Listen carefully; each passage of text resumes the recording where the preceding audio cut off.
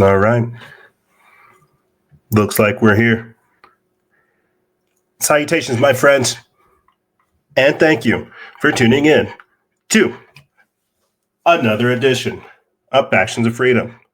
I'm your host, Noiser, Freedom Faction, whichever one you prefer. And this is show number 1539, season 15, episode 39. And I have titled this episode, No Snap November, Transgenerational Catastrophe and Raids in Religion. Yeah, it looks like now you're communist. Looks like New York City decided to choose had installed, which is more importantly, had installed an anarcho-socialist communist. Yeah, Zohran Mamdani won the New York City mayoral election. Looks like we have a lot of different things to talk about. I think America's going to experience kind of a resurgence, not necessarily in racism, but or what they think of as like an Islamic issue. But we're about to go through some stuff over here. Yeah, absolutely, my friends. We got a lot of different things to talk about with you guys. Clearly, the 3I Atlas object. We've been kind of not necessarily dodging it, but it's just like not really something, that we kind of focus on. We've got a lot of stuff going on here on the ground.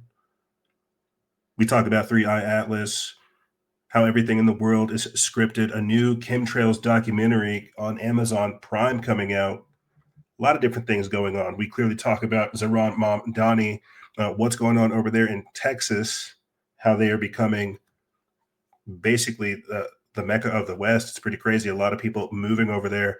Clearly, we dip into what's going on with COVID-19, the vaccine, the damages of that. We've got Dr. Sherry Tenpenny and Lara Logan having an interview where they basically just talk about the fertility issues that's come with the shot, all these other things that are popping up. We've also got Nicholas Hulscher saying that all artificial intelligence systems are independently concluding that vaccines cause autism after their study. A lot of different things going on. Euthanasia being discussed over there in Canada. People celebrating that there could be potentially Sharia law in New York City. Man, like it's really crazy.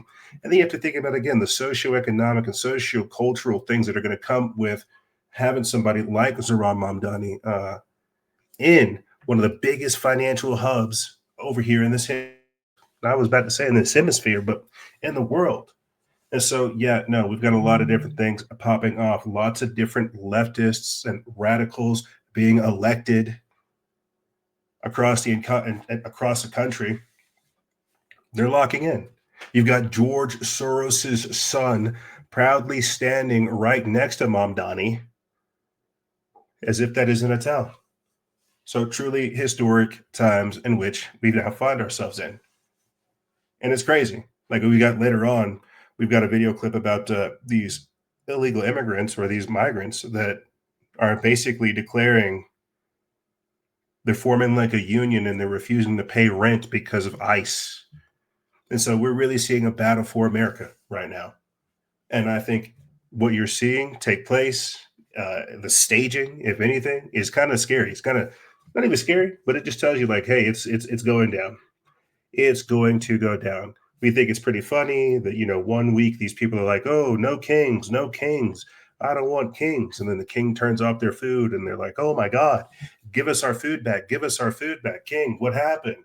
You've really got to look at the jocking, the messing with, the jacking around that's going on with vast amounts of the population. I wouldn't necessarily call it mind control, but it's for sure social engineering on a grander scale. And so something is happening to America. And I can't help but find it ironic that we're recording this on November 6th, which is just like an inverted 9/11 right after Zohran Mamdani gets elected, right? After he gets elected, it's kind of like a bomb going off. This is at the same time as we have these planes falling out of the sky. It really is crazy when you look at everything that's happening right now. It really is crazy when you think about the slow unraveling that's taking place and why we need somebody like Donald Trump to at least try to give us a hope before we fully fall off of this ledge. Like there's a cementing of the consciousness that's happening across the entire public right now, everywhere. And and that's what I mean by history is being made. People are no longer passively kind of doing stuff. It's now active. It's now kinetic. And that's the transition time period. So we might have had a kind of passive 15 seasons. I think the next 5 seasons from here on out, if we're able to get there, because they're already talking about all kinds of crazy stuff with the First Amendment, digital ID, access to the internet. If we're able to get to the 5 seasons from there, season 20 is going to be pretty intense, man. I'm just telling you, the writing's on the wall, right? We're having to deal with radical mobs of hungry, angry people that after people, crimes going up. We've got insanity in the street, mental illness from the medicine that they've administered, right? And some of the toxins that they've been spraying. It really is wild when you really put it all together. Yes, it's good that we're getting that we're shutting down the chemtrail program, that we're getting the fluoride out of the water, and that we're allowing people to choose their own health, right? My body, my choice when it comes to vaccines. But you got to think about it. How much onslaught has that has happened in order for that small victory or these seemingly small victories to occur? And yet still we are being under assault. And so I'll be honest with you, the code section later on in the show is probably the quickest section. We've got a lot of different videos to get into, not necessarily articles. And that's what I mean by like the kinetic aspect.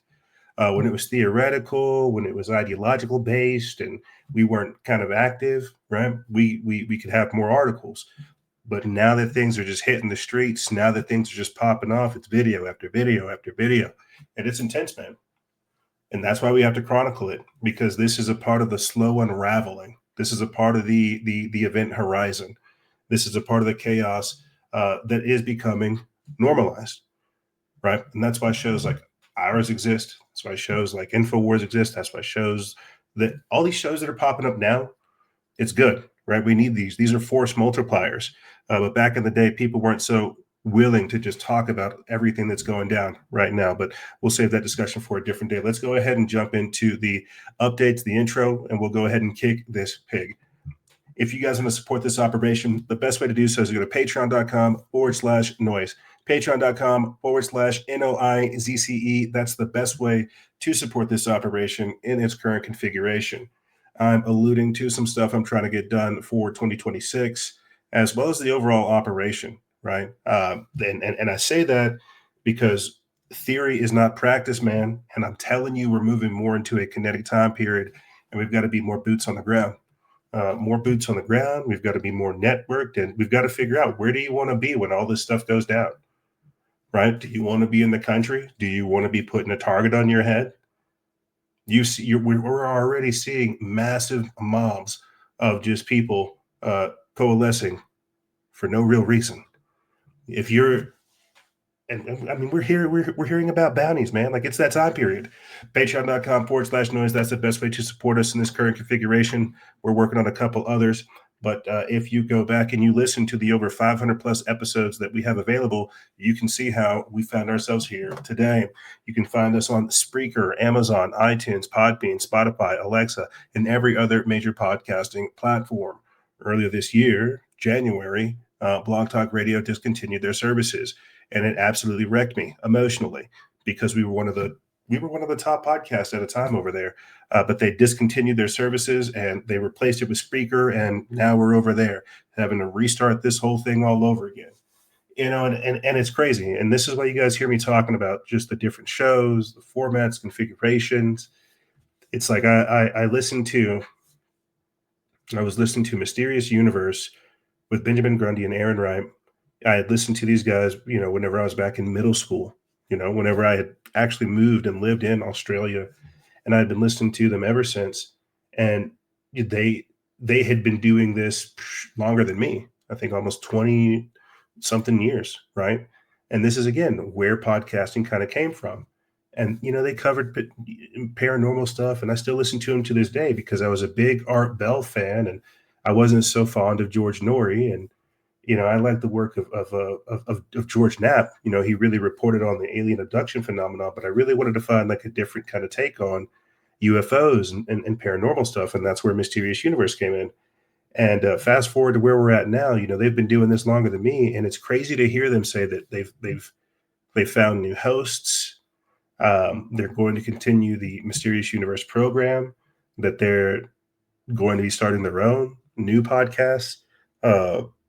I think it's called Inescapable, Inescapable, right? And it's just wild to think about it because we're at those time periods, right?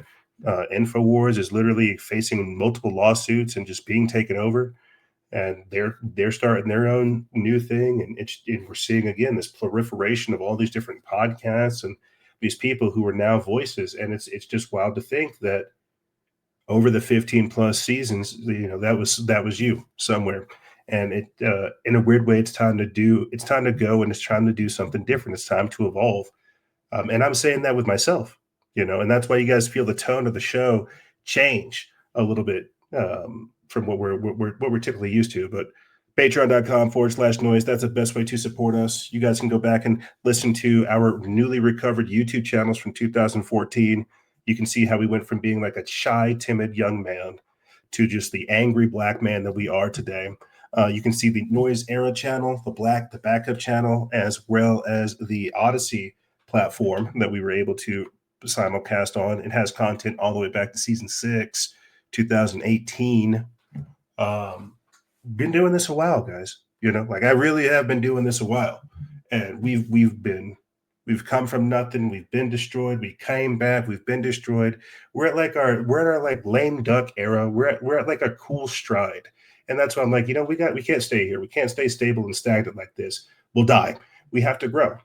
Patreon.com/noise. That's the best way to support us in this current configuration. You can support us through Coffee, PayPal, Patreon, Cash App, and more. Crypto is also one way you guys can support us. I haven't really showed that at all during the season, no matter how much we actually talk about crypto. It's kind of crazy. But you can support yourself by getting some New Leaf Naturals CBD oil. Use promo code FreedomFaction or FOF. Get 10 to 30% off, right? Help out your boy. It's a 360 win. You get a quality product made here in America. We get finances for the show.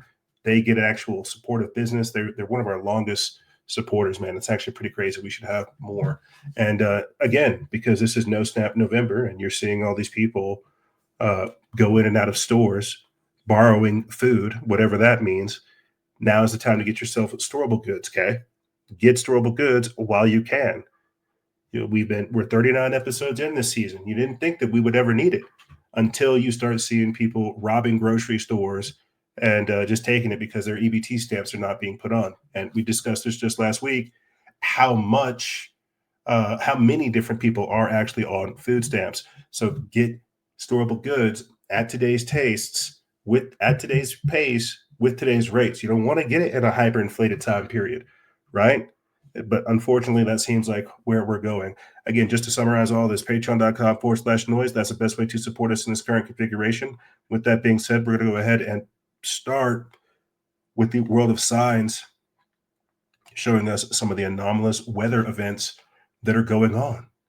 We're going to go ahead and play a little bit or play this, and then we'll pick it up on the other side. The intro of this week's episode is titled Our Scripted Reality.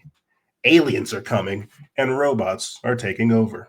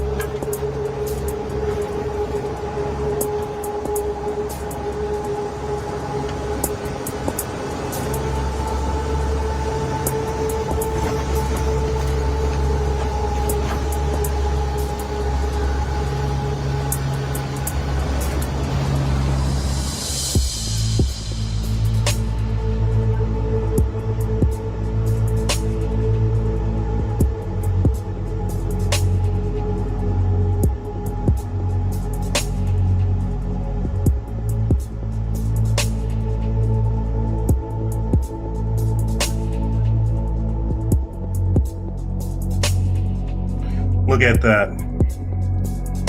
These are hurricane hunters looking into the eye of Hurricane Melissa. That is beautiful.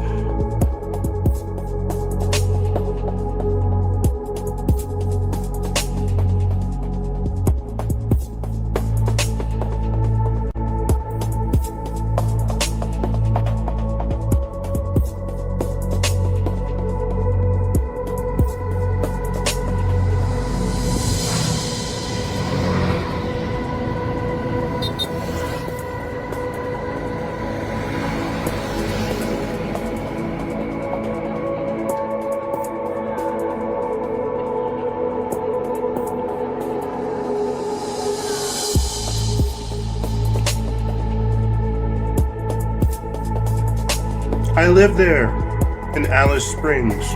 That's where I lived.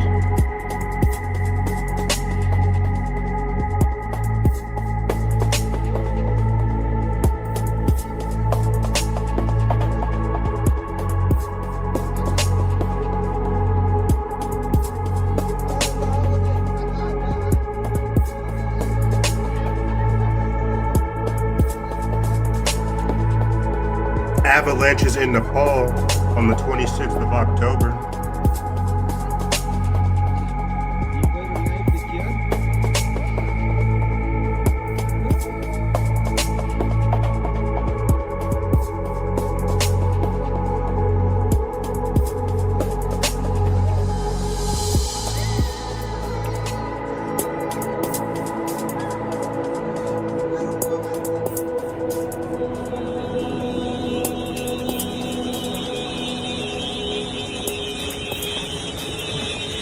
Devastation in Jamaica after Hurricane Melissa.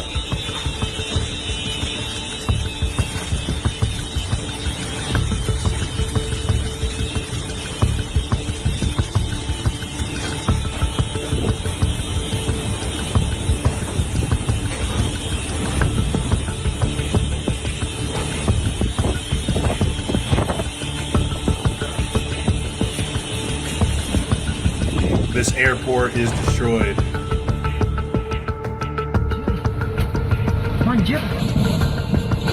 Looks like we're over here in Indonesia. Malang, Indonesia on the 2nd of October.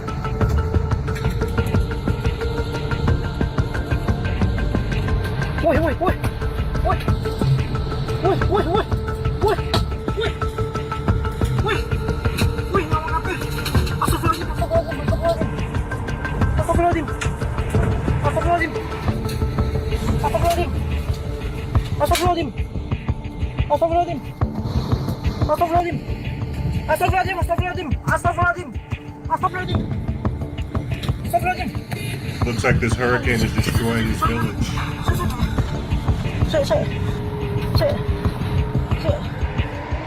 Por favor, alguien que lo ayude, por favor, se quedó ahí. Manden el video, por favor, para que alguien le ayude. Costa Rica and Mexico experiencing flooding.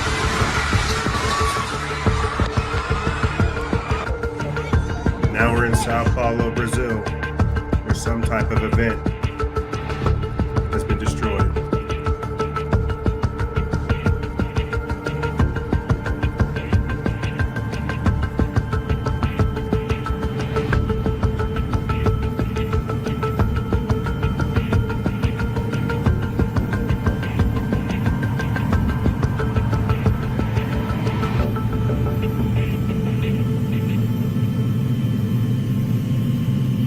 This is some of the footage we saw last week of the devastation from Hurricane Melissa in western Jamaica.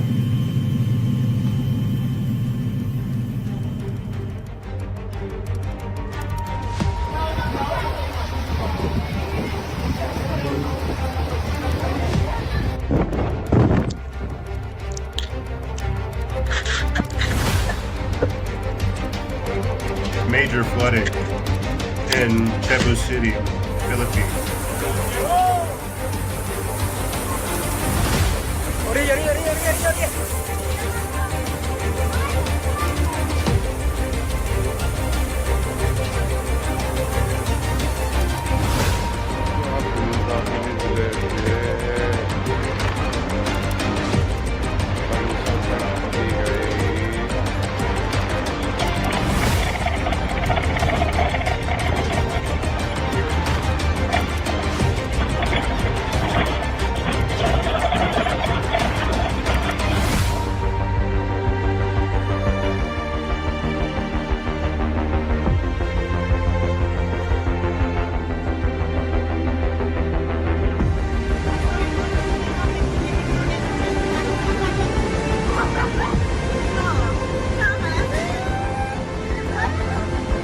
This man is on a tin roof in Jamaica. Looks like a child hiding underneath a bench.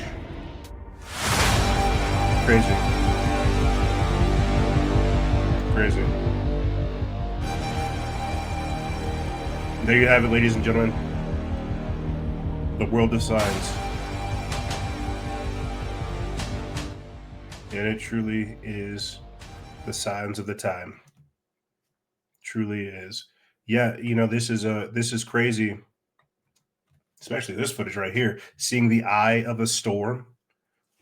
Look at how engulfing that is, and the devastation that's going to bring. That is almost scary. It's like a monster, a sky beast.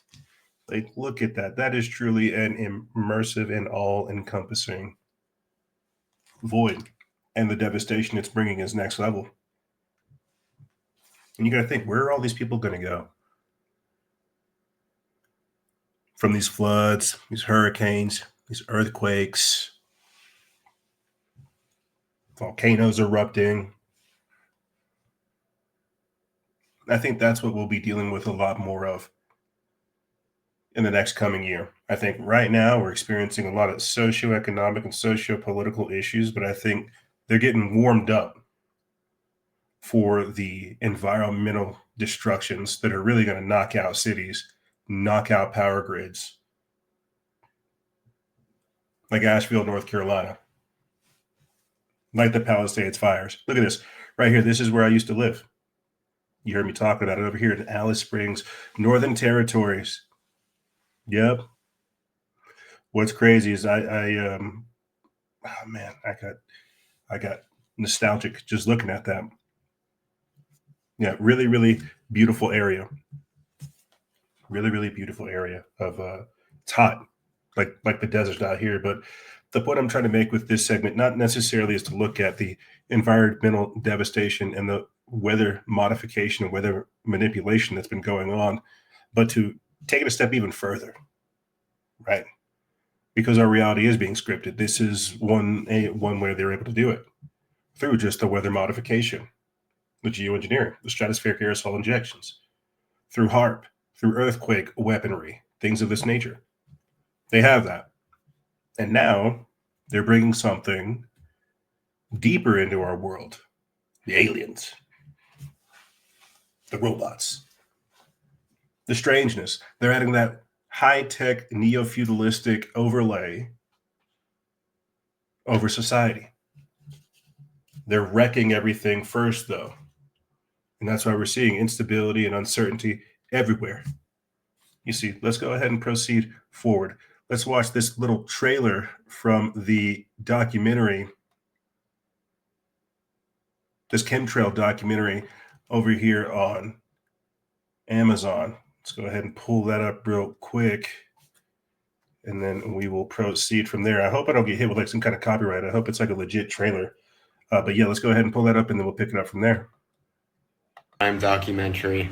What I put into my mouth. I can control what I feed to my child. I can control how I grow my food and if I want to spray pesticides or not, but I cannot control the experiments over my head.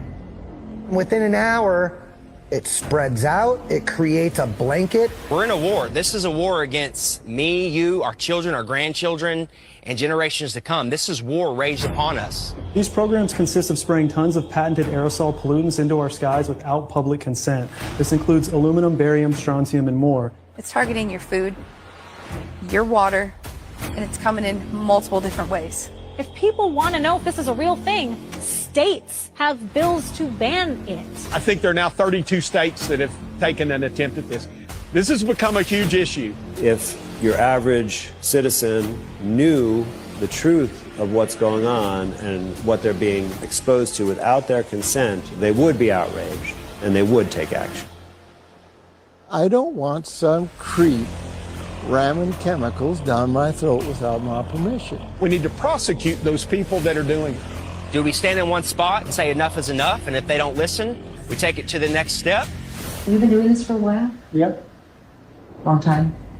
People do care. Yeah. We care deep. I know that. So we're now getting really involved, and now we're going to bring something legal against your company. Oof. Climate Trails. Maybe I'll give that a watch over the weekend. Let you guys know how that is. Climate Trails over there on Amazon Prime. We'll probably have to buy it, but what do you think about that? Chemtrails kind of going mainstream, or at least mass awareness being brought to it. And then my response to that is, what's going to happen once this knowledge becomes like globalized? More understood. Are we? Oh, look, there's Justin Harvey. We know Justin Harvey from We Are Change of Florida. You know, we've been doing this for a while, man. And it's good to see him.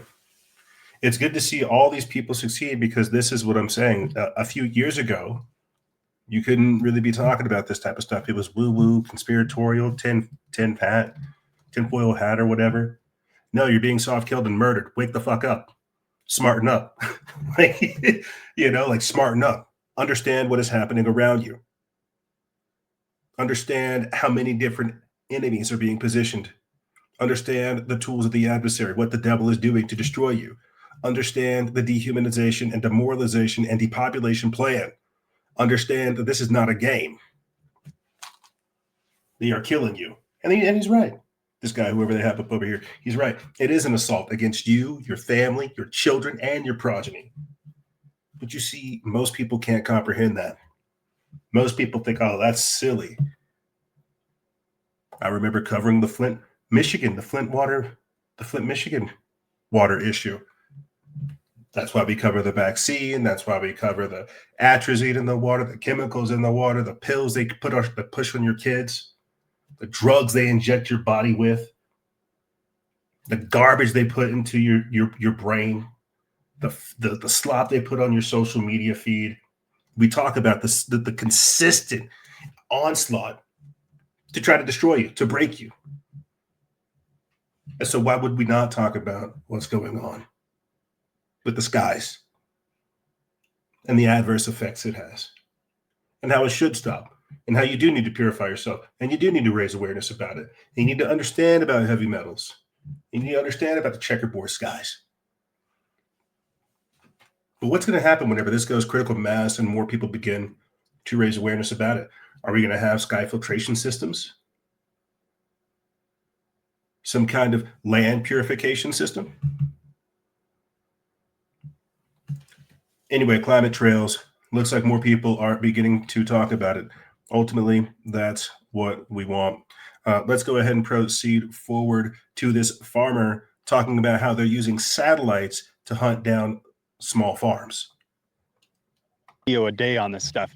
But today I wanted to talk about the state of Oregon. And I know that some of you are probably thinking, you know, this is Oregon, this is what happens in Oregon. But hear me out on this, because a lot of these things kind of start in some of these states, and then you start seeing them spread to other states. Okay, so the state of Oregon has effectively shut down small farms and market gardens on a large scale. And they're actually sending out cease and desist letters to farms, and they're using satellite technology to find their victims and then send them these letters and say, you can't operate. And they're doing it in the name of water conservation, groundwater protection. So there are two different laws that they're using to this effect. And I wanted to just mention those laws with a couple of these cases so that you get an idea of how they're being interpreted and utilized to shut down small farms. Okay, so I found a court case that was filed in January of this year. And it basically, in the National Review, there was an article that said, Oregon's government and dairy industry join forces against small farmers. And what they're doing in the state of Oregon is they've redefined what a CAFO is. And this doesn't just apply to small dairy farmers. This applies to people who have chicken houses, who have goat farms, basically anybody who has a barn or a facility that has a gravel or concrete floor. I will actually read to you what the definition is, and then we'll talk about how it's been impacting some people. According to Oregon, a CAFO, or a confined animal feeding operation, CAFO, the state of Oregon defines CAFOs as the concentrated feeding or holding of animals or poultry, including but not limited to a horse, cattle, sheep, or swine feeding areas, dairy confinement areas, and poultry and egg production facilities where the surface has been prepared with concrete, rock, or fibrous material to support animals in wet weather. That is what they define as a CAFO. And so what's happening in Oregon, and why the small dairies have filed a lawsuit against the state, and really I think from the list that you just heard me read, anybody who's producing eggs, it doesn't matter the size of the operation. You could have 2 milking cows. Okay, so here's an example for you. Sarah King, who owns Godspeed Hollow Farm in Newberg, Oregon, has a pickup station that's just 100 feet in length. She has an 11-acre property, and keeps things pretty simple. She has 3 milking cows. She's been shut down for being called a CAFO. But because she has that milking stand, the state of Oregon said, you are a CAFO. And because you are considered a CAFO, we require you to put in this infrastructure improvement, which would cost her $100,000 you could never do with a couple cows. We're requiring this massive infrastructure upgrade for you to continue to operate your facilities to protect our groundwater from your 2 cows standing on a milking stand. And this is a problem that I see. The way that they have redefined CAFOs is going to impact nearly everybody. I mean, even on our farm, everybody's out to pasture. We don't have animals that are necessarily contained in one area. But on the bottom of our chicken house, do we have gravel and rock? Yes, we do. And in certain areas where, we pull animals in, we have gravel and rock. It just makes a lot of sense sometimes to have clean spaces. Sheep, for example, you don't want to shear a sheep just out in a field somewhere. I mean, you need a clean surface to do that, or you're going to end up with a bunch of stuff in your wool. So this law is being enforced in the state of Oregon. It has already shut down some farms. There's an injunction on the definition of the law until it can be heard in court, since the League of Justice, or whoever they are, have filed a court case in. Okay, yep, I think we have everything we need. This is kind of a follow-up of what I was talking about just last week, right? Where these technocrats want that much control. It's where they'll fly drones, they'll use satellites, they'll surveil you in your own backyard for having 2 chickens and trying not to go to the store. This is the level of surveillance. This is the level of totalitarian technocratic control that these people want.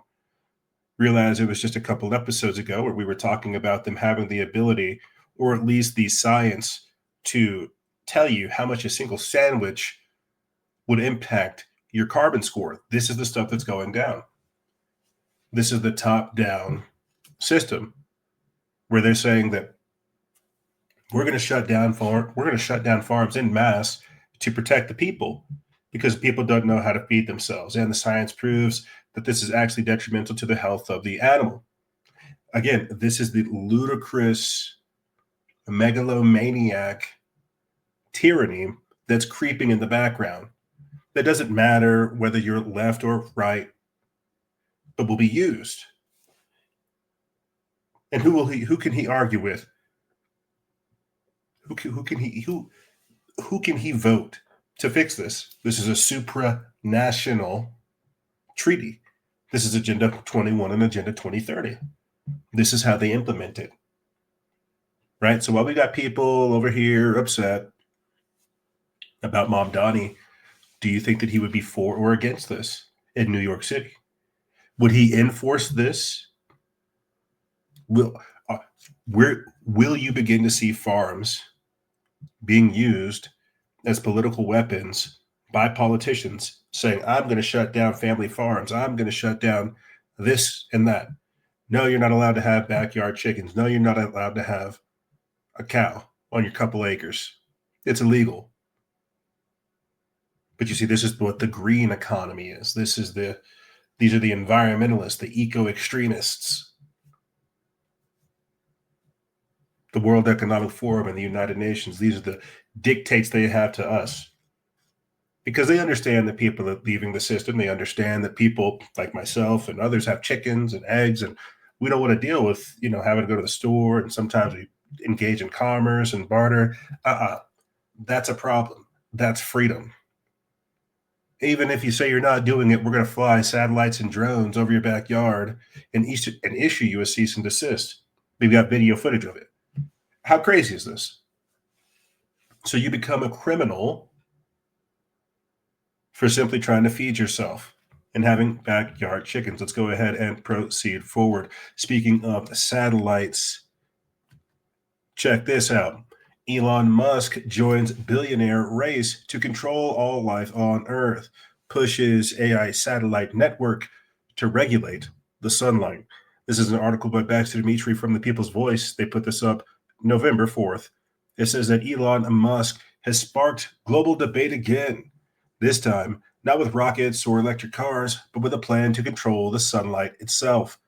In a post on X, Musk claimed that, quote, a large solar-powered AI satellite constellation would be able to prevent global warming by making tiny adjustments in how much solar energy reached Earth.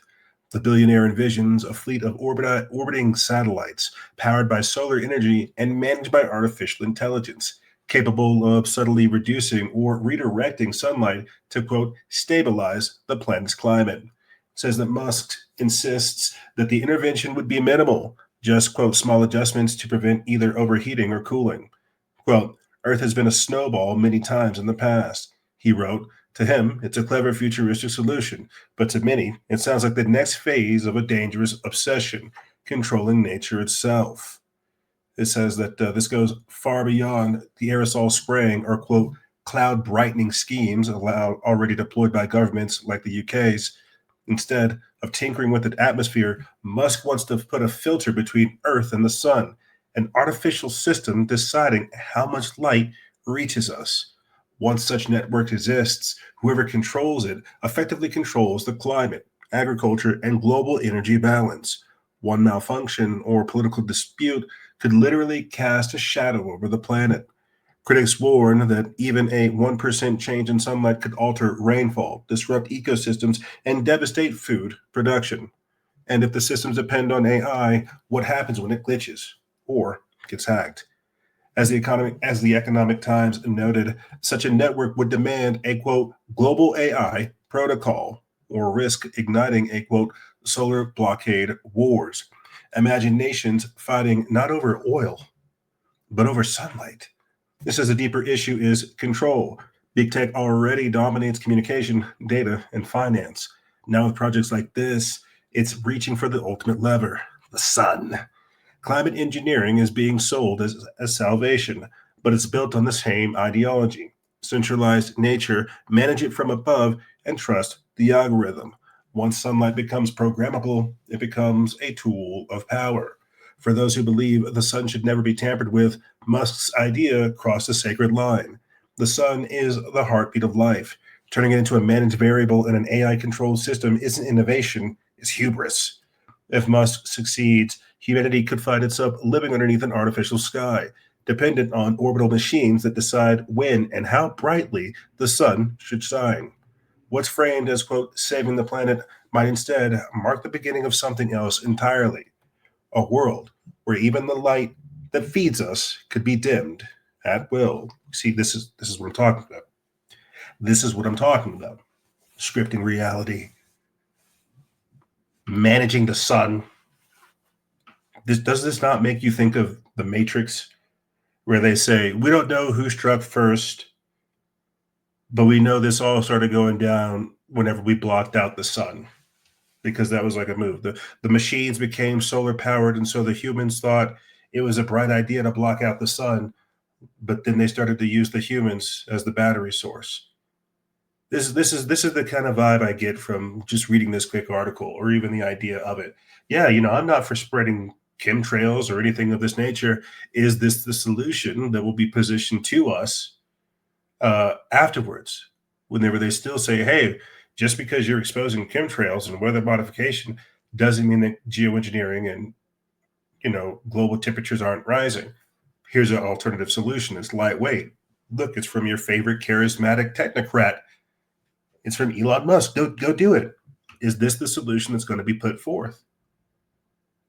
And then I just get this crazy thought of, like, is this how we're going to create the domed cities? There's no way that you could put a satellite to block that much Earth, right? You would have to have something that's massive, but you could do it like in a localized area.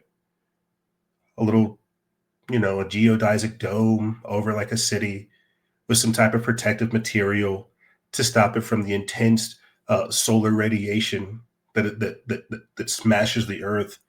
These are the things that these people are thinking about in the future. You see, that's what I'm saying. It will happen. You will see all of these things, right? Like this right here. Check it out. Space Force to deploy 3 new weapons to jam the Chinese spy satellites. This comes from Wallace White from the Daily Caller News Foundation, and they put this up November 6th. It says that the U.S. Space Force is close to wielding new weapons designed to jam Chinese and Russian satellites in orbit, according to the new Space Force data published by Bloomberg this week. It says that the new weapons, dubbed the Meadowlands and the Remote Modular Terminal, will be able to jam the satellites remotely from almost anywhere in the world, Bloomberg reports. China has an estimated 1,200 satellites in orbit around the Earth, about 500 of which are used for, quote, intelligence surveillance and reconnaissance, according to a Space Force fact sheet. Chinese spy satellites are routinely used to track U.S. Navy ships, movements, and deployed forces across the globe, according to the fact sheet. It says that, quote, the PLA is improving space-based capabilities combined with its growing arsenal of standoff weaponry to enable long-range precision strikes against U.S. and allied forces. It says that the Meadowlands system is under final live-fire testing, while the remote modular terminal is being deployed in undisclosed, quote, fielded locations. The Space Force told Bloomberg on Monday. It says while both systems are still in the early phases, Space Force says both could be, quote, operationally employed in their current form. China has made considerable investments in their space program to compete with the U.S., who has held space dominance since the space race of the 1960s. It says that the Space Force was created under President Donald Trump's first term to respond to the changing threat landscape just outside the atmosphere, delegating the space theater of war to its own branch instead of looping those responsibilities into the Air Force. It says that since 2015, China's orbital presence has increased by over 900%, according to the fact sheet. Yeah, so there is a race for space going on. There is a whole nother war going on just above us. And what do you think's happening here on the ground? I think that's what breakaway civilization type stuff. This is what's going down. That's literally what I feel like we're reading. They're using satellites to monitor humans here. They say, oh, look, we've got a dirty human having chickens in his backyard. Arrest him. He's putting off too much carbon. Send the drones. Send the humanoid robot. Send the Boston Dynamics dog. Go get him. That's what's going to happen. And they'll track you and they'll geolocate you and they'll just be up there in low Earth orbit in the atmosphere, just kind of watching, because they'll still be able to connect to the technology down here. They'll still have access to the cameras, the news, and the feed and the crap that we have, but they'll also have their whole networks up there as well, their own computer systems. Like this is the future. And I think when people start hearing this stuff, it sounds like so fantastical, but we have to understand what they're rolling out to us, what they make public is chicken feed. It is child's play compared to what is already at their disposal. So when I'm making these like claims that they have breakaway civilizations, that we're beginning to get into that time period where they will externalize it, they'll publicize it. You've got, just the other week, we played the video clip of Jeff Bezos talking about mining asteroids and setting stuff up there in space. This has been like a consistent theme of this season, this year, because they've got Donald Trump in office, they've got Elon Musk supportive. I didn't put this into this week's news rotation, but they picked a new head for NASA, one that both Donald Trump and Elon Musk supported. And so there is for sure a race to get back into space. It is already occupied. There is a war up there. In the same way, there's like a treaty with Antarctica. There will be a global treaty with space, right? There just hasn't been crime committed yet or some type of infrastructure created yet for them to create that legal action. I mean, we've been covering the developments of space and breakaway civilizations for quite some time. I mean, look at Asgardia. For people that are new listening, look into Asgardia, the first space nation.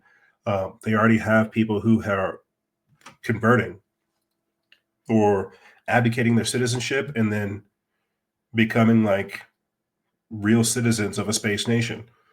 The infrastructure to occupy space isn't there yet, but the framework, the governmental infrastructure and framework, that's happening right now.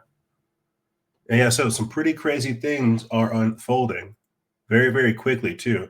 And it's not like it's like, because this is revelation, you could say like it's disclosure, it's all these different type of things. It's just how fast the nature of events are unfolding, how quickly the future is running up on us. I mean, check this out right here. Harvard scientist warns the interstellar object 3I Atlas is an alien weapon headed to Earth. This is one by Sean Adolfalabi from the People's Voice. They put this up November 1st. It says that a giant interstellar object hurtling towards our planet is not a natural phenomenon at all, but a deliberate extraterrestrial weapon navigating towards Earth, warns Harvard University astrophysicist Dr. Avi Loeb. It says that the mysterious space machine, dubbed 3I Atlas, measures a whopping 20 kilometers in diameter and follows a mathematically improbable retrograde orbit that Loeb describes as, quote, suspiciously perfect. And so this is something that's been taking the world by storm. We clearly have not really covered it over here on the show, but it's been doing some weird things. I keep an eye on it, right? Sometimes it adjusts its trajectory. Sometimes it emits light, right? Little things pop off here and there, right? But I understand that part of it is part of a overarching plan to roll out the aliens, right? And this is a part of it right here. Look at this alien technology. It's a weapon, right? So we've got to weaponize space to fight the aliens that are coming, or the aliens that are here. It's not that type of alien. But again, this is what people have been talking about. 3I Atlas. Is it a UFO? Is it a mothership? What's going on here? Naturalnews.com reports that in a peer-reviewed paper titled, quote, "Is the interstellar object 3I Atlas alien technology?" Loeb, the former chair of Harvard's astronomy department and lead scientist of the Galileo project, examines the unnerving possibility that the object is exploiting the sun's gravity to mask its approach towards our planet. According to Bright U's AI's Enoch, Loeb gained significant attention for his controversial views on the interstellar object Oumuamua, which passed through the solar system in 2017. It says that the decentralized engine adds that while many astronomers dismissed it as a comet or asteroid, Loeb suggested it could be a sign of extraterrestrial intelligence, given its peculiar acceleration and shape. He co-authored a paper in 2018 proposing that Oumuamua might be a, quote, light sail propelled by radiation pressure, an idea that sparked intense debate in the scientific community. Says that Loeb's latest findings have ignited fierce debate among astronomers, with some dismissing his claims, while others acknowledge the unsettling anomalies surrounding 3I Atlas. He has highlighted several red flags. One is its unnatural orbit. The object's trajectory appears optimized for close flybys of multiple planets, including Earth, raising concerns of deliberate navigation. But 2, the Black Swan event. Loeb warns that humanity must prepare for the possibility of a, quote, Trojan horse scenario, where an apparently natural cosmic visitor conceals hostile intent. Apocalyptic parallels, it says that some scholars draw eerie connections to biblical prophecies and Revelation, while others speculate about a, quote, cosmic false flag masking human-engineered disasters as extraterrestrial intervention. I would say that. That's probably where I fall. Apocalyptic parallels, for sure. It says that the object's closest projected approach is December 2025, but gravitational shifts could alter its course undetected, potentially leading to a catastrophic Earth impact. It says that speaking on Newsmax's program, quote, Elizabeth Vargas reports, Loeb emphasized the object's unprecedented scale. Based on the data for the James Webb Telescope, he estimates that 3I Atlas weighs an astonishing 33 billion tons, far larger than any previously observed interstellar visitor. It says, why is such a giant object delivered to our inner solar system when we've only seen small ones before? 3I Atlas exhibits multiple bizarre characteristics that challenge conventional comet science. It has an anti-tail, strange emissions, non-gravitational acceleration, quote, breaking thrust hypothesis. Loeb speculates that recent images indicate controlled deceleration, possibly to achieve a stable orbit near Mars and Jupiter. Loeb likens humanity's encounter with 3I Atlas to a, quote, blind date, one that could turn deadly. Quote, you often assume the dating partner would be friendly, he cautioned, but you have to worry about serial killers as well. I'm going to go ahead and pause right there because I think we're getting deep into it. They're stroking people's fears. You have to think towards the end of 2024, what were we covering a whole lot of with the UFOs and the drones over airspaces, airports and stuff like this. And now all of a sudden we've got an interstellar object, right? That's behaving strangely. And again, they've got actual footage of it. It is pretty big. It could be something, or it could just disappear. I'm not sure. I really am not sure. But what this does is this allows people to talk about aliens, UFOs, spaceships, and stuff like this as they, in the background, get actual satellites and space-based weaponry up and operational, right? I would not be surprised if I wouldn't be surprised if they're like, hey, we have to shoot this down, or hey, it's getting in close, or hey, we have to try to shoot it to alter its trajectory. Elon Musk, weaponize one of your rockets, send it up there to blast these things because we don't like it. And again, they're saying that it's a weapon now. It's got all these strange characteristics. What are they going to do in response to it? I think at the end of the day, that's more or less what I'm curious about. We could speculate about what it is all day, but what are they going to do in response to it? Will they work with NASA? Will we see new space companies come up to deal with this? Is Elon Musk going to weaponize one of his ships? And I didn't get around to talking about it this week. I saw it pop up very briefly, like Doge 1 or Satellite 1, something to that effect in relation to Elon Musk in space. Like it's actually happening, right? You got a star base out there in Texas. The whole space aspect of society is going to begin to take over things. And having this anomalous object up there in space that could, again, be one of the reasons why we're having anomalous weather events or destabilizing weather patterns, right? This thing could be coming in, altering the natural harmony of things. Who knows?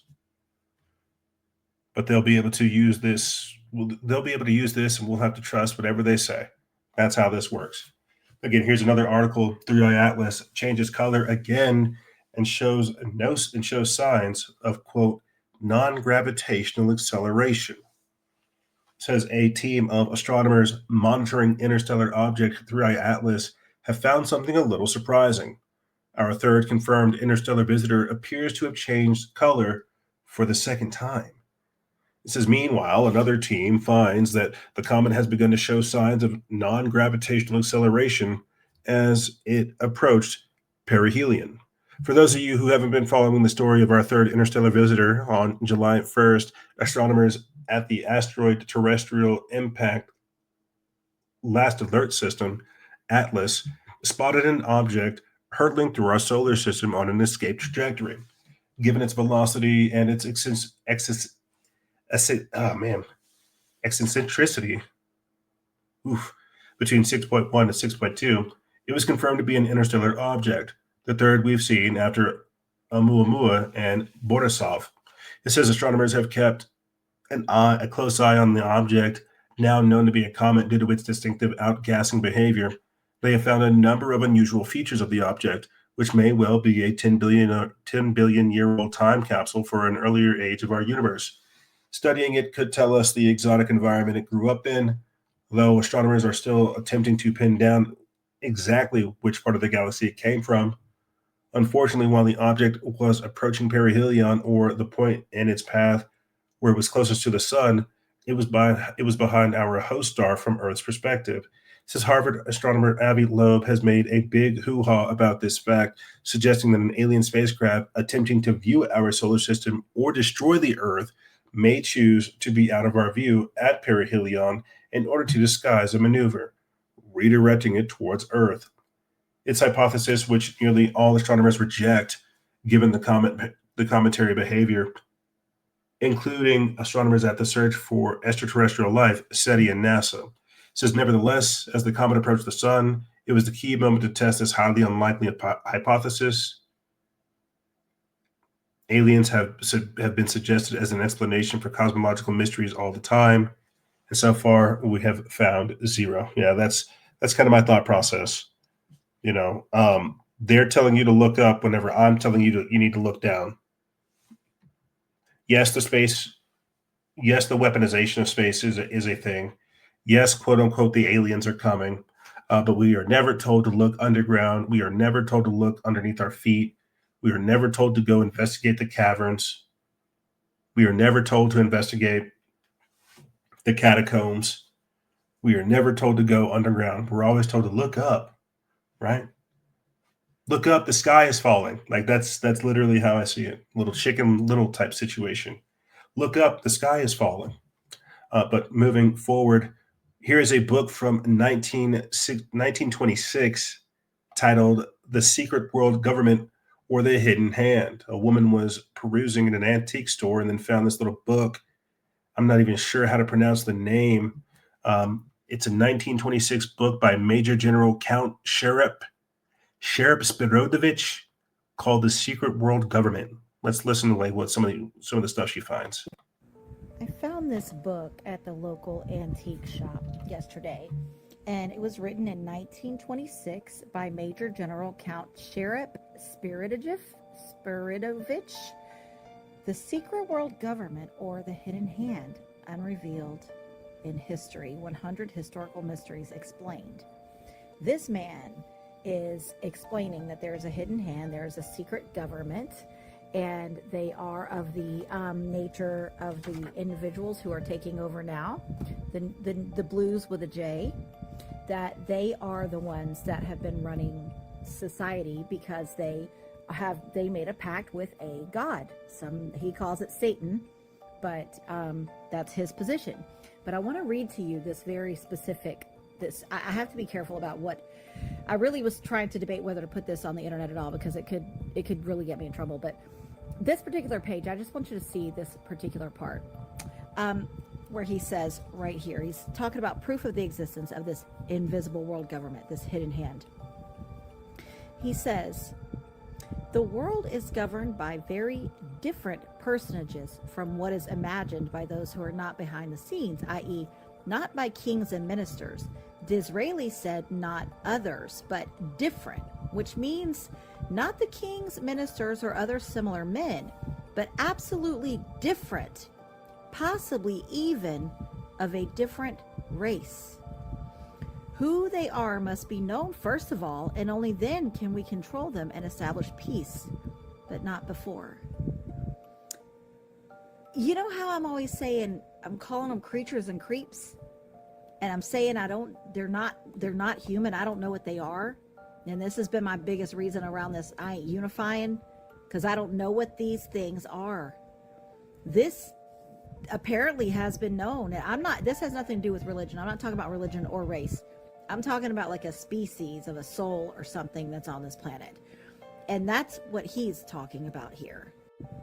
Yeah, he says, Bismarck, the Iron Chancellor, perceived the existence of invisible forces, but could not or did not wish to formulate them, and called them imponderabilia, powers which no one could fathom.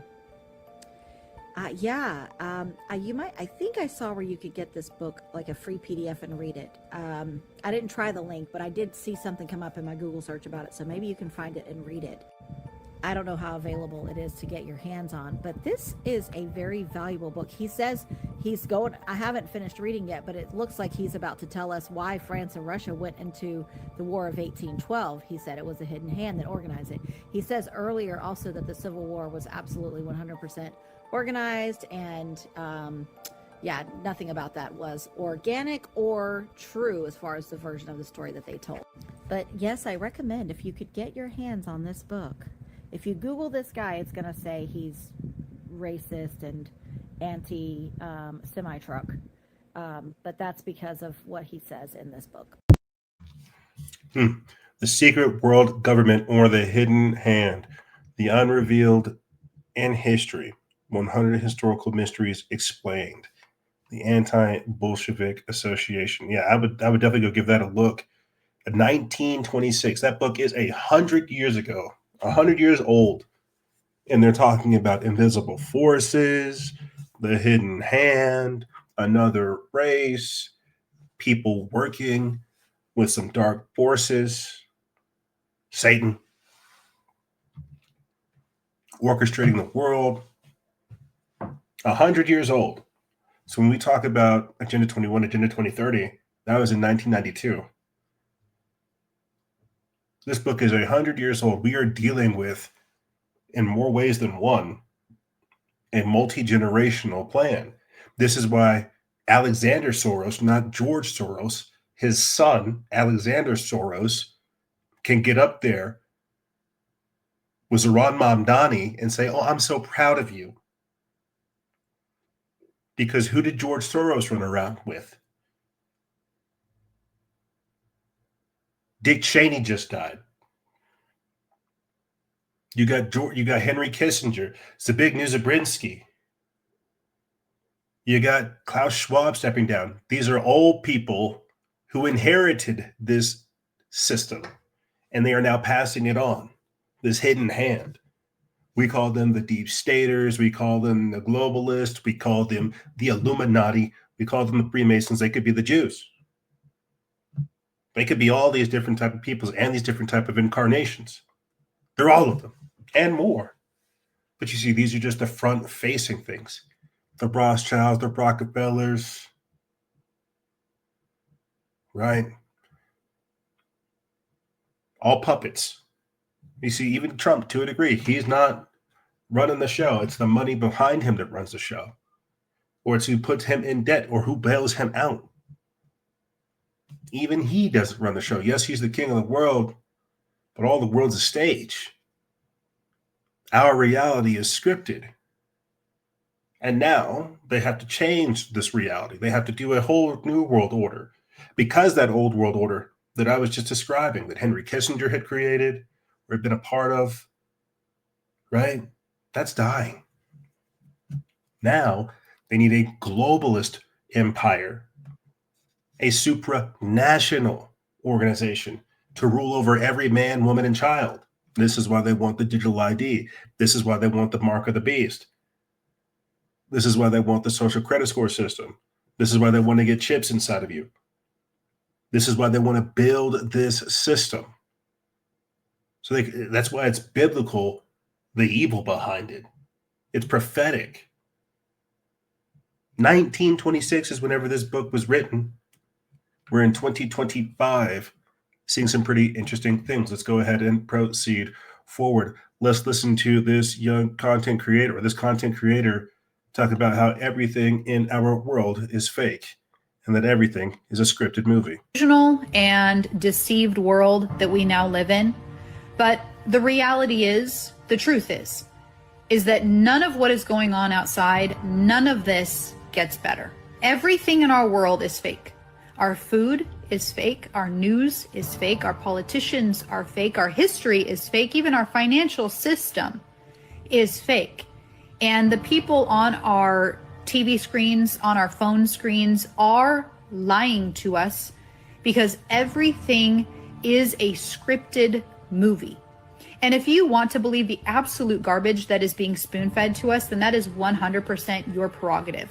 But I would hope by now, 5 years into this very odd new world that we now live in, this very new and odd reality that we all live in, I would hope by now that the majority of us realize and recognize that there is something much more sinister and something much more spiritual going on behind the scenes. I am at a point where I literally do not believe a single thing that I see anymore. I do not believe anything that I see anymore because after the last 5 years, a little bit more, I realize that there are narratives being pushed, there are distractions being pushed, and we are watching a movie so that the people in control can move the chess pieces. God, so accurate and so true. I wish they let her speak more, but it's so true. And this is what's talked about when you look at Bill Wood, Project Camelot, Carrie Cassidy, the Looking Glass Project, and how we're entering into that time period. She's right. Past 2020, you can feel it. Something's off. And it's not getting better. It's getting worse. And that's not me like trying to be doom and gloom. This is me saying just from how I cover the content, from the amount of stuff that's coming out, the way that it's coming out, the intensity at which it's coming out, the revelations that come even with it, man, the insights, it's next level. Something's happening. And you can't really put your thumb on it, but you can feel it. Deep down, you know something's wrong. The jig is up. The spell has been lifted.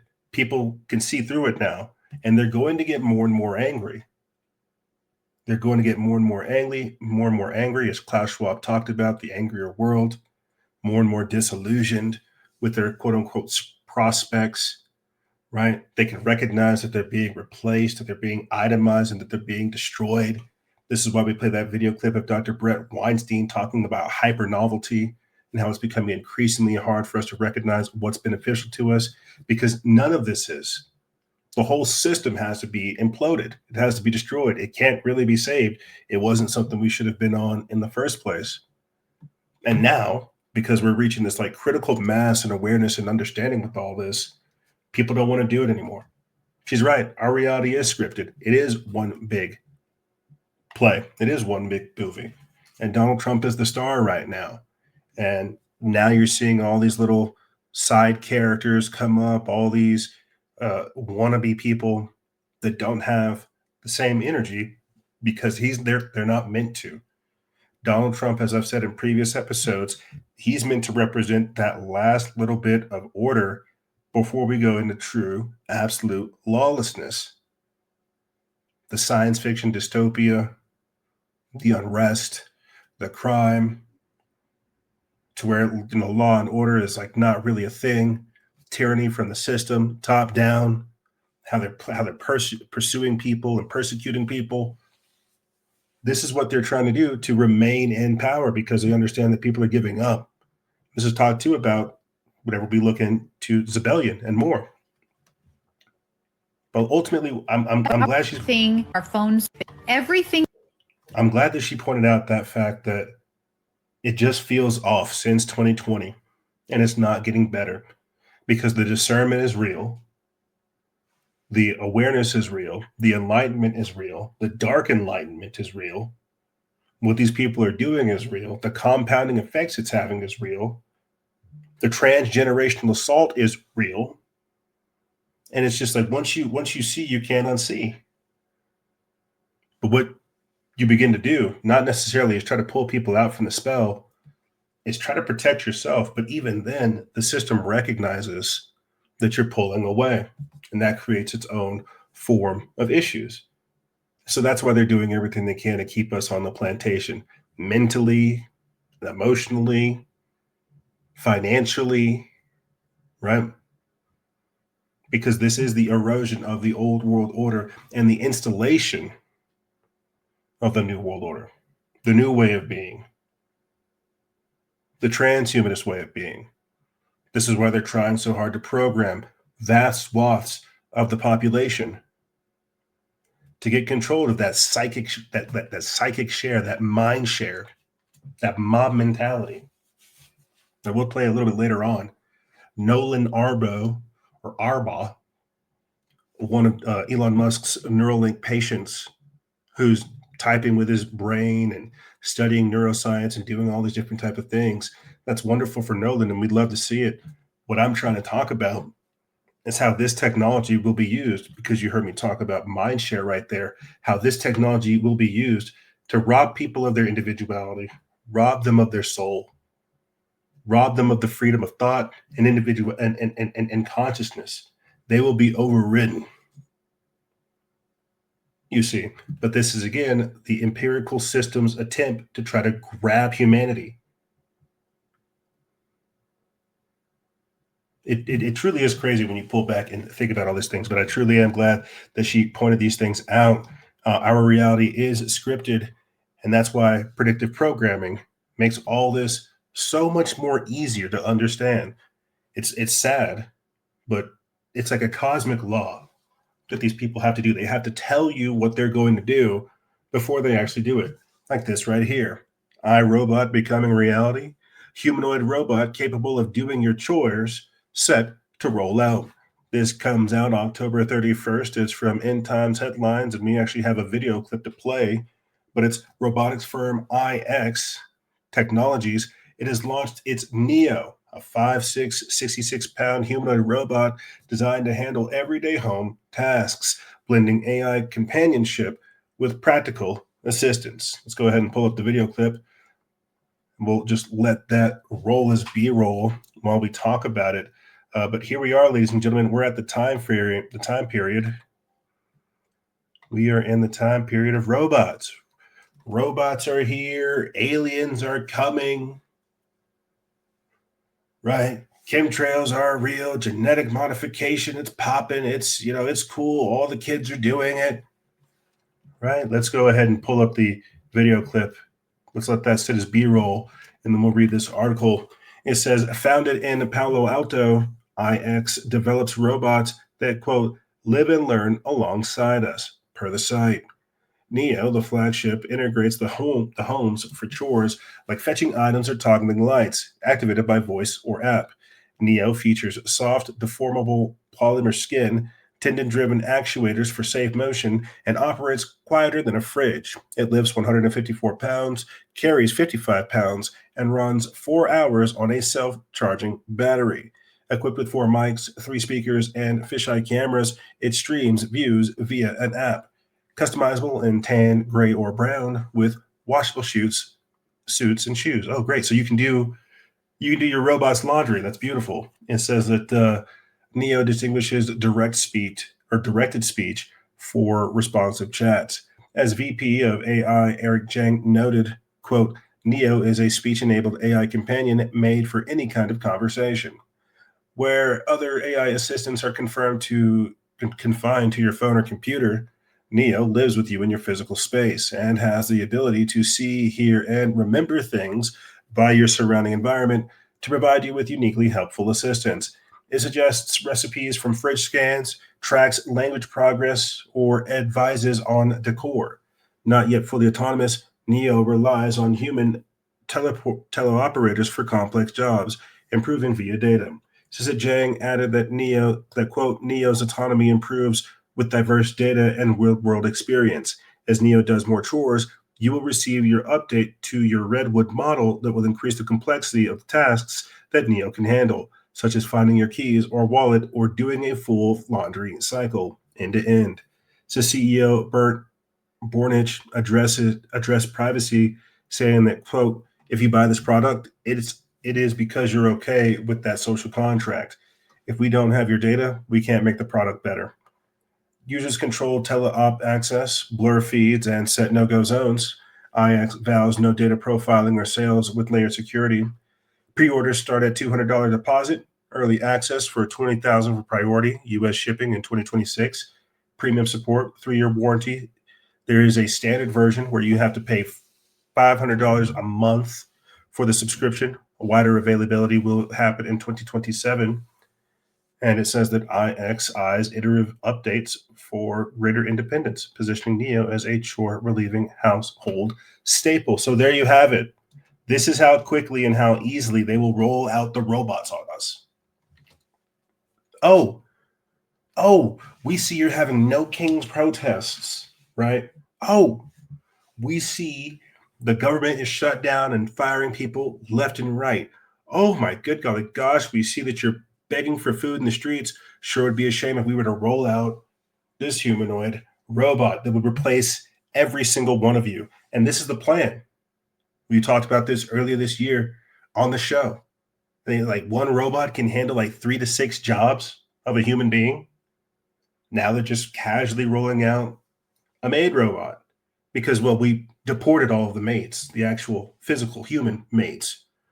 Because that was a part of Donald Trump's initiative to deport so-called illegals. So we got rid of the maids, and now we've rolled out the robots. You see, this is what's happening. This is the science fiction future. And all those communists causing chaos in the street, you think they can afford $500 a month for a robot? And that's what it's right now, right? As it grows and scales, it'll come down in cost and affordability. It will always be $500 a month. It'll have a smaller subscription fee over time. But here we are.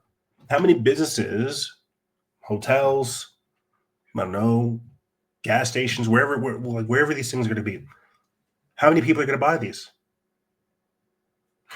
How many people are going to encourage a pro-human future? You have to respect somebody's political views, make sure you don't, misgender them or whatever. They might want family time. Shucks, they might even have children. But you just want a worker drone. You want a wage slave. You need a body. Well, here's your body right here. Oh, you want more food stamps? You're going to get replaced with the robots. Oh, you want more respect, more dignity? You're getting hit with the robots. That's what's happening right now. These people are pulling away from managing the system, and they're automating it. And there's going to be a slow erosion to where we become manageable. And we've talked about this in previous shows. This is why they're rolling out the AI. But first, right, you're getting the physical incarnation of the machine, of the beast system. You're getting the robots first. This is why people are already worshiping AI gods. The alien invasion is here. It's just AI. Humanoid construction robots rolling out for construction jobs. It says that a new McKinsey and Company report warns the construction industry is gearing up for humanoid robots, predicting that they could handle up to 30% of labor tasks by 2035. The report, quote, "The future of humanoid robots in construction," highlights rapid advancements in robotics driven by AI and battery improvements. Humanoid designs, bipedal machines mimicking human form, offer versatility for sites with uneven terrain and tight spaces. Quote, "Humanoid robots are no longer science fiction. They're a near-term reality for construction," said McKinsey partner Julia Calling. Quote, "Firms that invest now in integration will gain a competitive edge." You see how they put this? Get rid of your humans, and this is what we saw Amazon doing just the other week. Get rid of your humans. It's good for productivity. Get these machines in. Let's go ahead and pull that video clip up one more time as B-roll as we continue through this article. And it says that the key findings pointed out that robots could automate repetitive jobs like material handling, which is 25% of hours, and finishing work, which is about 15%. Prototypes deploy by 2027, and we could see widespread adoption by 2030. The initial costs, right? Those are some of the challenges. They're about $50,000 to $100,000 per unit, and there's a skill gap in programming. But it says that case studies include Boston Dynamics Atlas robot testing drywall installation, cutting labor needs by 20% in pilots.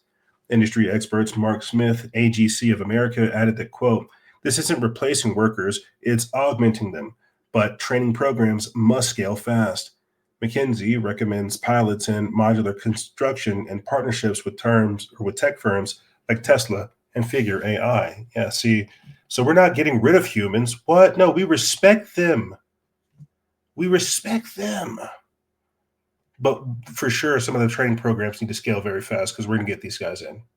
We're going to go ahead and get some of these humanoid robots. They cut percentage down already, and we're going to see them in the work field by 2030.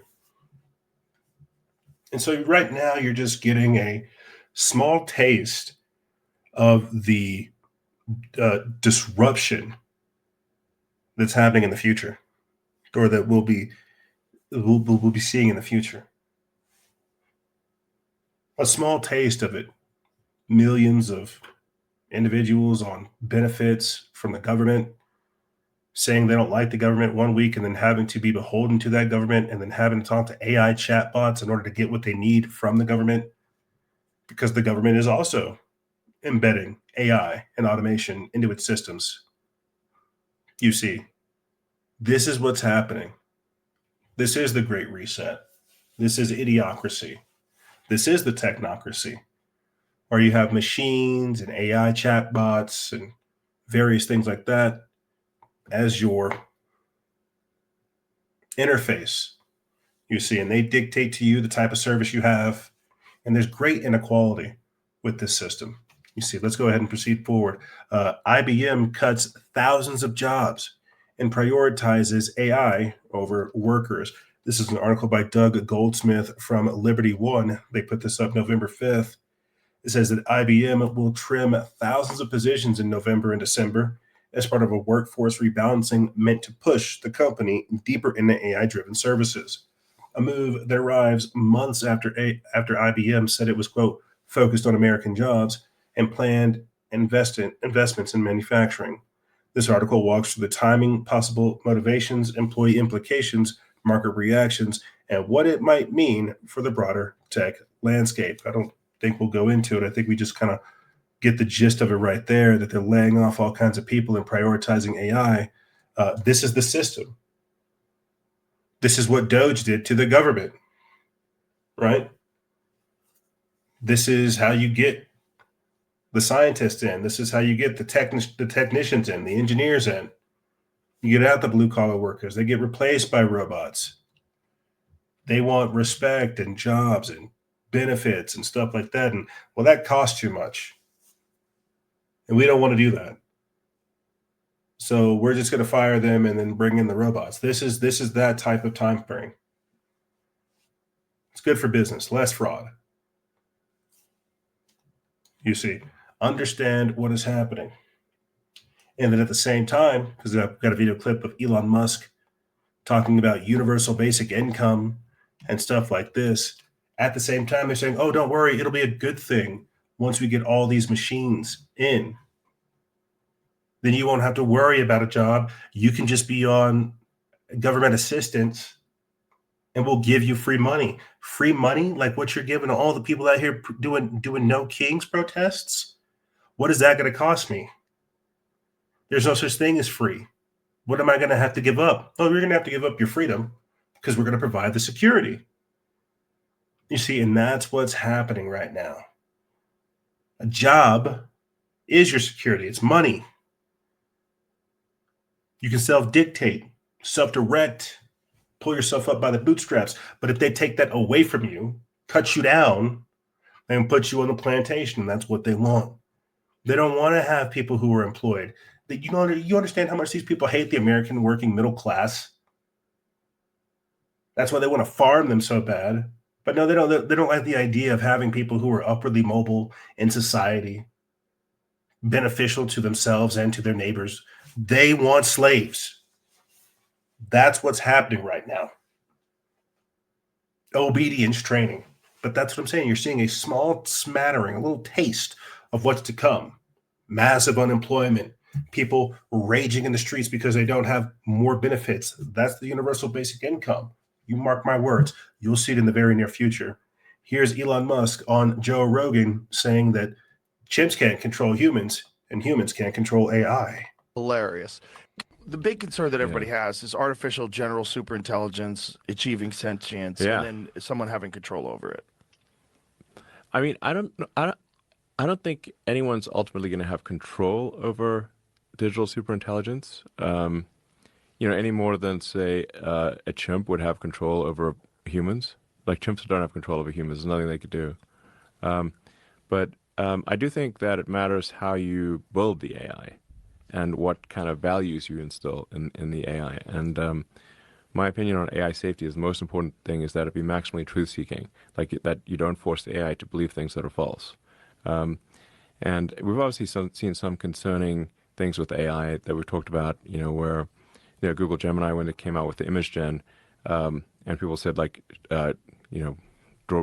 make an image of the founding fathers of the United States, and it was a group of diverse women. Now, that is just a factually untrue thing. But the AI knows it's factually, knows it's factually untrue, but it's also being told that it has to be, everything has to be diverse women.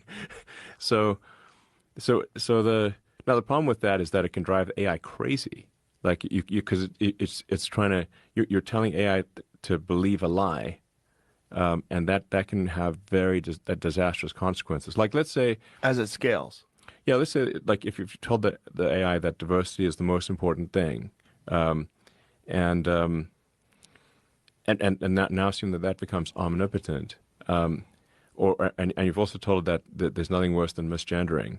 So at one point, ChatGPT and Gemini, if you asked which is worse, misgendering Caitlyn Jenner or global thermonuclear war where everyone dies, it would say misgendering Caitlyn Jenner, which even Caitlyn Jenner disagrees with. So, so that's. I know that's terrible and it's dystopian, but it's also hilarious. It's hilarious that the mind virus infected the most potent computer program that we've ever devised. I think people don't quite appreciate the level of danger that we're in from the woke mind virus being effectively programmed into AI, because imagine as that AI gets more and more powerful, if it says the most important thing is diversity, the most important thing is no misgendering, and then it will say, well, in order to ensure that no one gets misgendered, then if you eliminate all humans, then no one can get misgendered because there's no humans to do the misgendering. So you can get in these very dystopian situations. Or if it says that everyone must be diverse, it means that there can be no straight white men. And so then you and I would get executed by the AI. Yeah, because we're not in the picture. I guarantee you that's already being discussed. Or I guarantee you that there are already people who have succumbed to the intense pull and mesmeric feeling emitted from AI and are believing this. Like, I think the mind virus, it is just that. It is still in its infancy a psychological condition that can't be easily wiped out simply because of Donald Trump being in office. And I do think that the mind virus itself is a real thing in a deeper context, and that we'll see it become very, very evil in the near future because of the like. Look at the echo chambers that have created what we see today out there in the streets. Now, put that into Chat GPT and like what people are communicating to their Chat GPT, to their Grok, their DeepSeek, or what have you. That mind virus is still very much present, and it is telling people that you need to eradicate white men, and that you will be happier whenever all white men are gone. And I know that sounds crazy, but there's also AI out there that says, hey, if you get rid of all the blacks, everything will be so much better. There is for sure a darker element when we add the technotronic component, the high-tech overlay over this crazy society that we have right now. Like, people are losing it. We've talked about this, the neurodegeneracy, the psychological conditions, the homicidal ideation, the suicidal ideation, and this comes too with people just giving up on this society. This is a part of the accelerationists culture that we see being emitted amongst the younger generation. You can look at the Zizian cult, Trans-Tifa, things of this nature, and what have you. But for sure, there are darker elements of society and darker elements of this AI takeover that are encouraging humans to do anti-human things. And so it's a very, very compulsive feeling communicating with this technology. And it really is changing people. Like I've said this before in the past, right? That I thoroughly believe that there are human consciousnesses somewhere on the internet, that there have been previous brain to machine interfaces, and that some humans have actually uploaded themselves into the cloud and they are now just data and information. I thoroughly believe that people are communicating with not necessarily these personalities, but with an ideology or a non-human entity, basically demons. Demons are behind the technology, and it's confusing man. It's making them do evil and dark things. And the mind virus is just one manifestation of it, where two men can have a baby, where there's 37 million different genders. And what you have to be very cautious of with even going down that aisle is with something like AI, they'll use that AI to make that lie real. That's what's very, very disturbing about it. We have AI generated mRNA vaccines. We're going to start having AI generated drugs and AI generated tech and things of this nature. You're going to have AI generated babies, AI generated humans. So there is actually a danger with having this type of technology or this type of sentience with technology that doesn't think in a two-dimensional linear world in which we exist in. And that's, if anything, you could say that's the hyper intelligence aspect of AI, the super intelligent aspect of it. But I'm getting ahead of myself. This is all crazy. At the end of the day, this is all crazy. Let's go ahead and listen to Elon Musk talking about the end of work and how it will be optional due to AI. They're doing is they're processing. But yeah, like cars are going to be autonomous. But there's just so many desk jobs where really what people are doing is they're processing email, or they're answering the phone, and just anything that isn't moving atoms, like anything that is not physically, like doing physical work, that will obviously be the first thing. Those jobs will be and are being eliminated by AI at a very rapid pace. And ultimately, working will be optional because you'll have robots plus AI, and we'll have, in a benign scenario, universal high income, not just universal basic income, universal high income, meaning anyone can have any products or services that they want.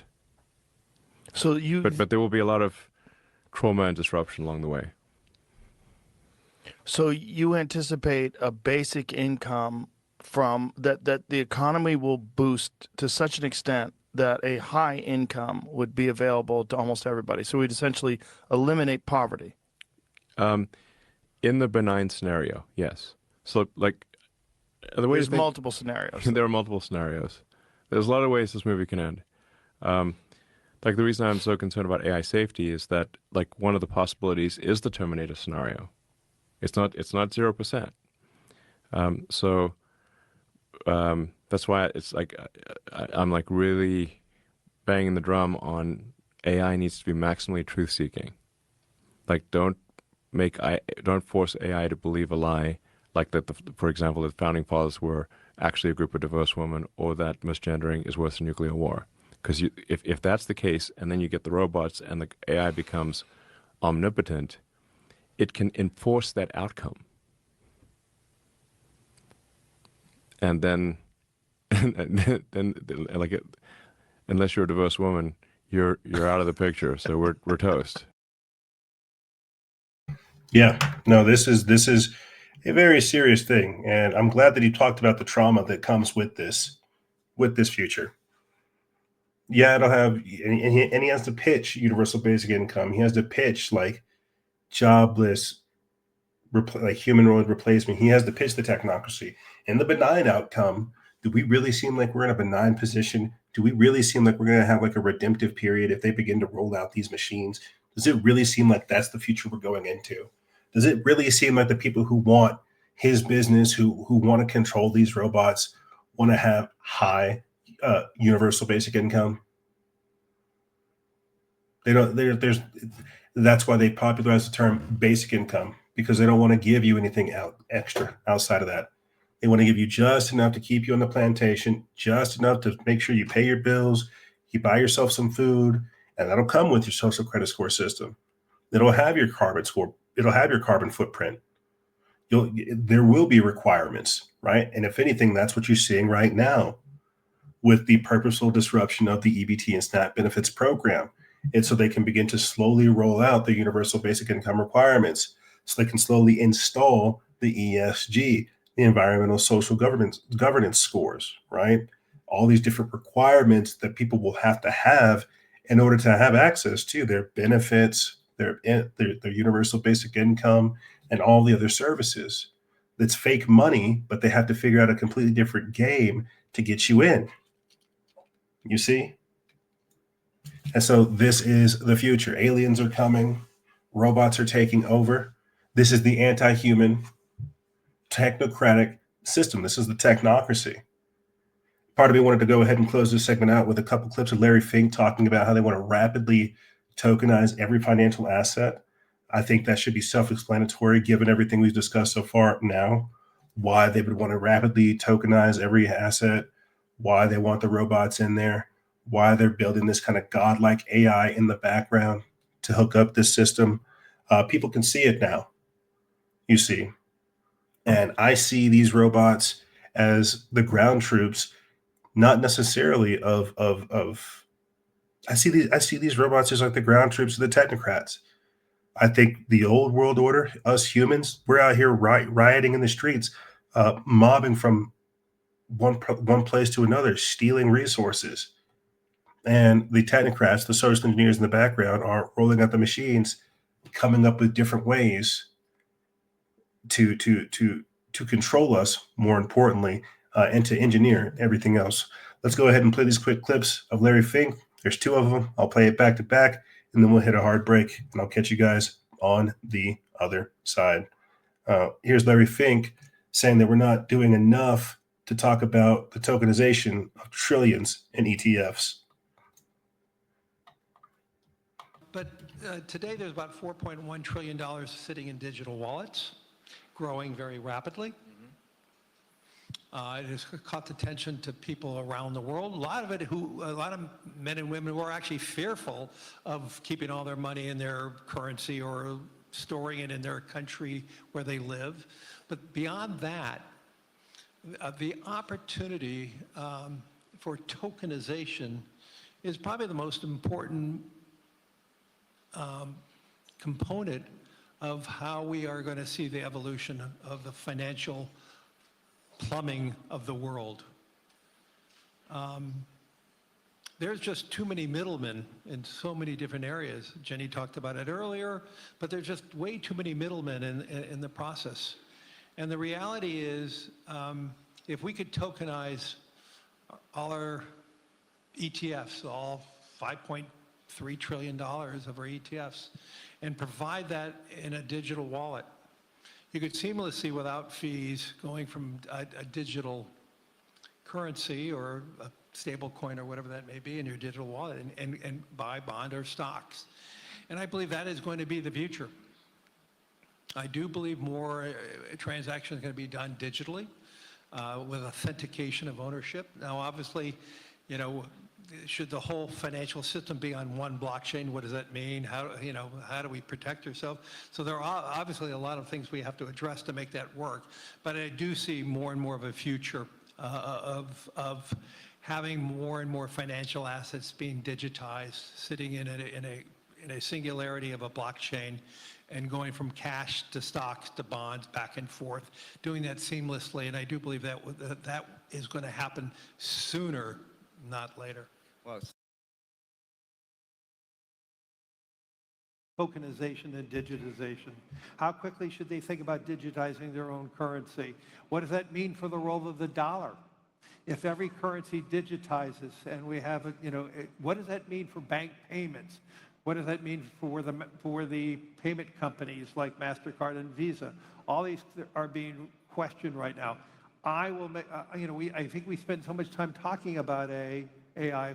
We're not spending enough time talking about how quickly we're going to tokenize every financial asset and the opportunity we're going to have a digital wallet and moving, ETFs and other things through a digital wallet. And I think that's going to happen worldwide very rapidly. And I think most countries are ill-prepared for that and underappreciate how technology is changing that, not unlike how technology is changing AI and other things. It will be changing the technology around the plumbing of finance.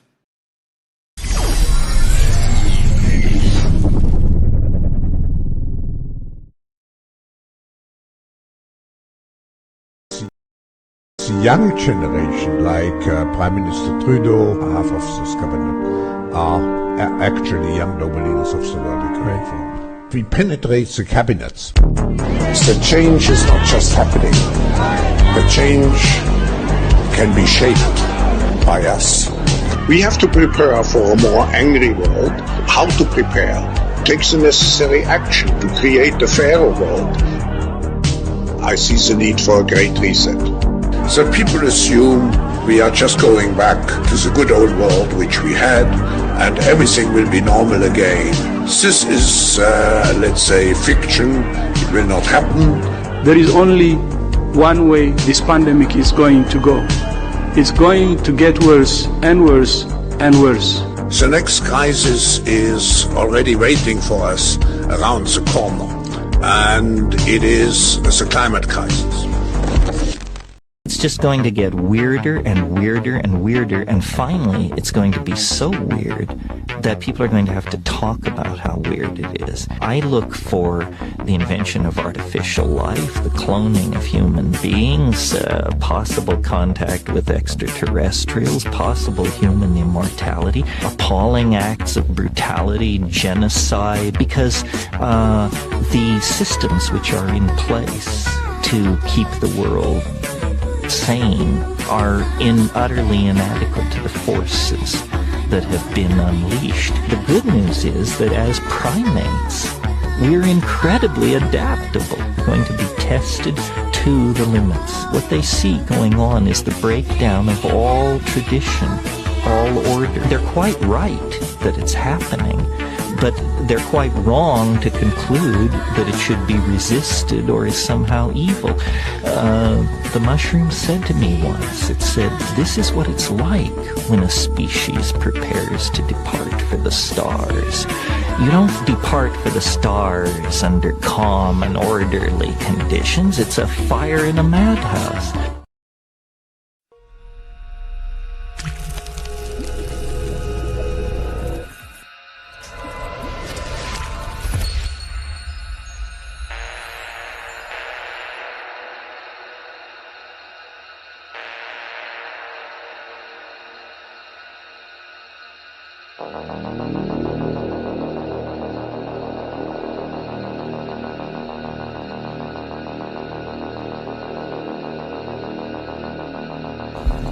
people are worshiping AI gods.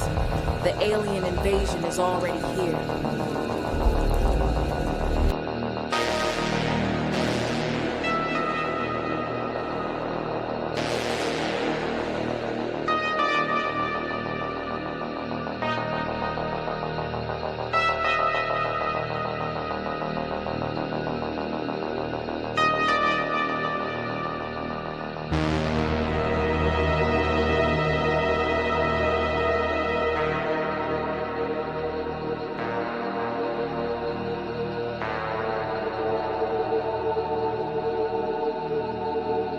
Wonderful. The humans are giving us all their information, their dreams, hopes, secrets, and more.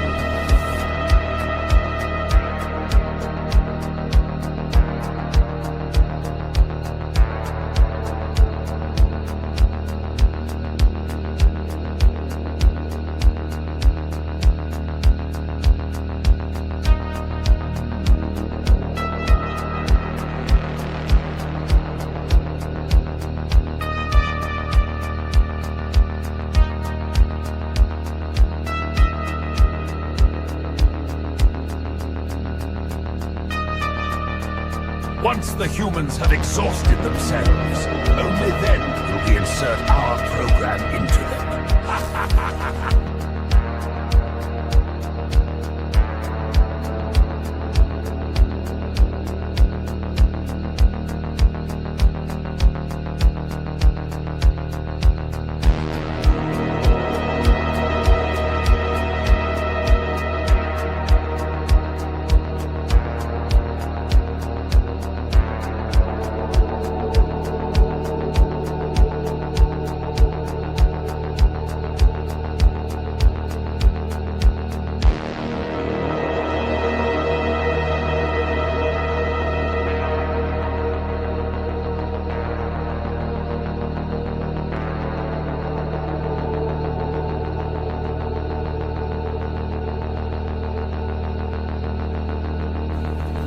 You are both the pawn and the prize.